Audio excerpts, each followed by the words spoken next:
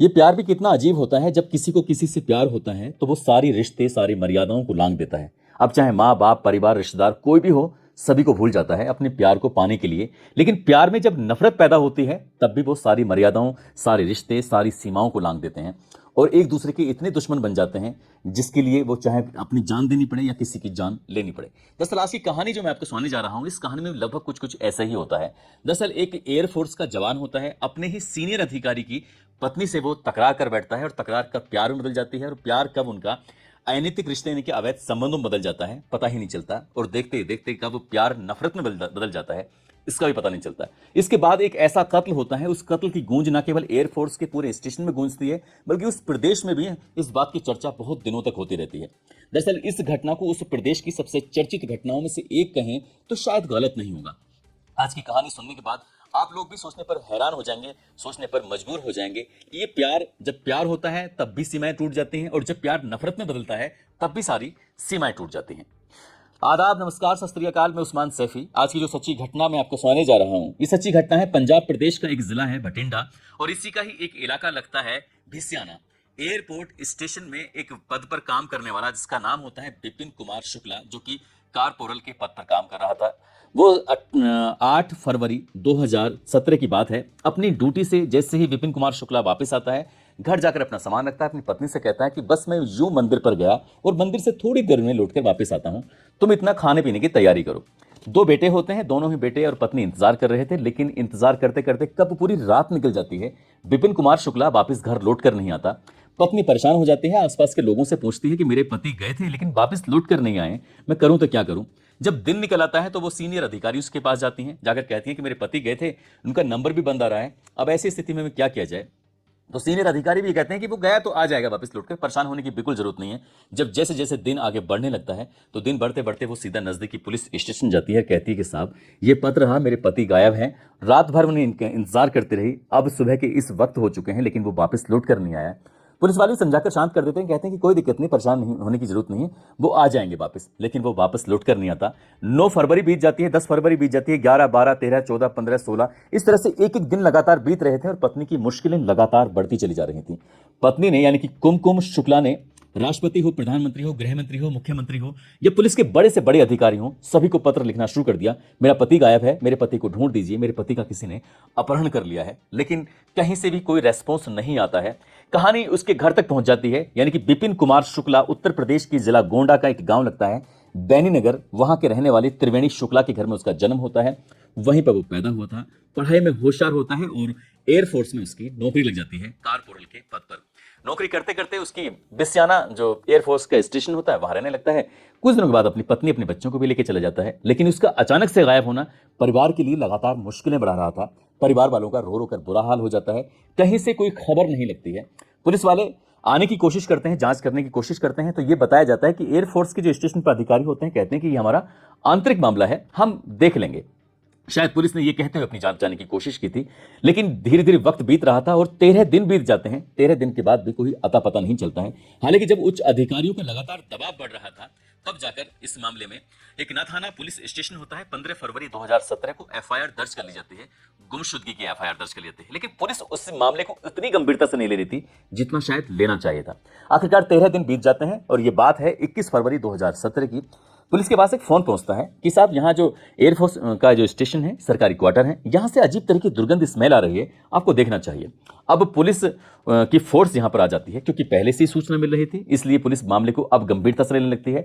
Air force के station पर काम करने वाले जो उच्च अधिकारी होते हैं अब वो भी शांत पड़ जाते हैं। आखिरकार लगभग 85 पुलिस ऑफिसर भारी पुलिस बल के साथ मौके पर पहुंच जाते हैं। 40 एयरफोर्स के भी ऑफिसर होते हैं। यहाँ आने के बाद जो डॉग स्क्वाड होता है, डॉग स्क्वाड जैसे पुलिस ने उसको कपड़े सूंघाए उस विपिन कुमार शुक्ला के, उसके बाद सूंघते हुए वो एक खाली क्वार्टर जो घर होता है, सरकारी आवास होता है, तो डॉग वहां पहुंच जाता है। वहां से निकलने के बाद वो दौड़ता हुआ एक दूसरे मकान की तरफ जा रहा था। पुलिस वाले उसके पीछे पीछे जा रहे थे।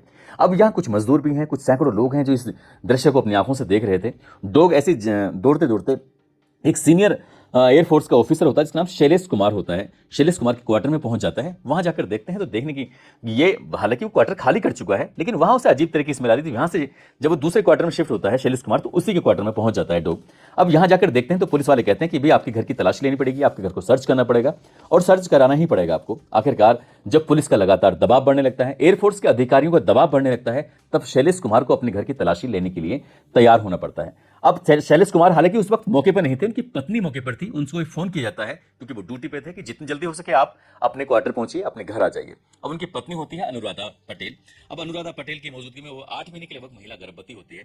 पुलिस वालों ने जब उनके घर की तलाश लेना शुरू किया तो फ्रिज खोलकर देखा तो उसमें कुछ मांस के टुकड़े पड़े हुए थे, वो भी पॉलिथीन के अंदर पैक थे। तभी पुलिस ने और कुछ देखने की कोशिश की तो संदूक के अंदर भी कुछ टुकड़े मिल जाते हैं, साथ ही अलमारी के अंदर टुकड़े मिल जाते हैं। इस तरह से देखा जाता है 16 पैकेट मिलते हैं। 16 पैकेट यानी कि 16 पॉलिथीन के टुकड़े थे। उन टुकड़ों में लाश थी और जैसे ही उसको देखा जाता है तो पता चलता है कि ये कोई और नहीं बल्कि विपिन कुमार शुक्ला की लाश के टुकड़े हैं। और जबकि उनके घर वालों ने जूतों से, कपड़ों से और जो सिर था उससे पहचानने की कोशिश की थी।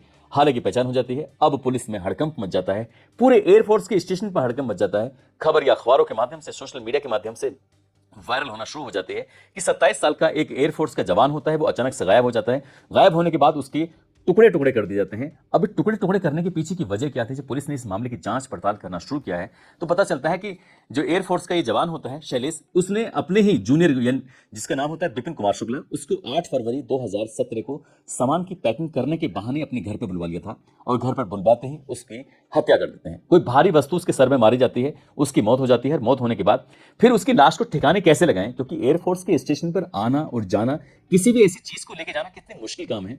उन्होंने उसका कत्ल तो कर दिया, लेकिन कत्ल करने के बाद उसको रखें कहां, कैसे करें, वो समझ नहीं पा रहे थे और वो अपने अपने काम में मशगूल हो जाते हैं। इसके बाद लगभग 1 सप्ताह बीत जाता है और 1 सप्ताह बीतने के बाद फिर उसकी लाश को ठिकाने लगाने के लिए उसके लगभग 16 टुकड़े करते हैं, पॉलिथीन के अंदर पैक करते हैं। पहले तो वो कुछ दिन बड़े से एक बक्से में रखा जाता है। जब कमरा शिफ्ट कर रहे थे तो शिफ्ट के दौरान भी लाश को इधर से उठाकर दूसरी तरफ लेके जाते हैं। जब कत्ल किया गया था तो उसकी कुछ ब्लड के निशान, उसकी कुछ ऐसी चीजें थी जिसकी स्मेल रह जाती है और स्मेल की वजह से वो डॉग उसके पीछे पीछे दूसरे वाले कमरे तक पहुंच जाता है।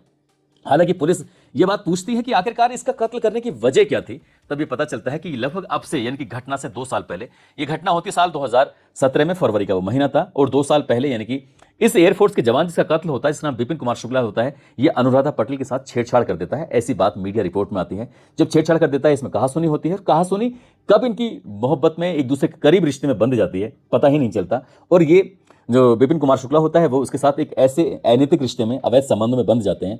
धीरे धीरे करके वक्त आगे बढ़ने लगता है। लगभग 2 साल बीत जाते हैं। 2 साल के बाद ये अपनी पत्नी, अपने 2 बच्चों को लेकर यहाँ सरकारी क्वार्टर में रहना शुरू कर देता है और अनुराधा पटेल चाहती थी कि वो उससे शादी कर ले।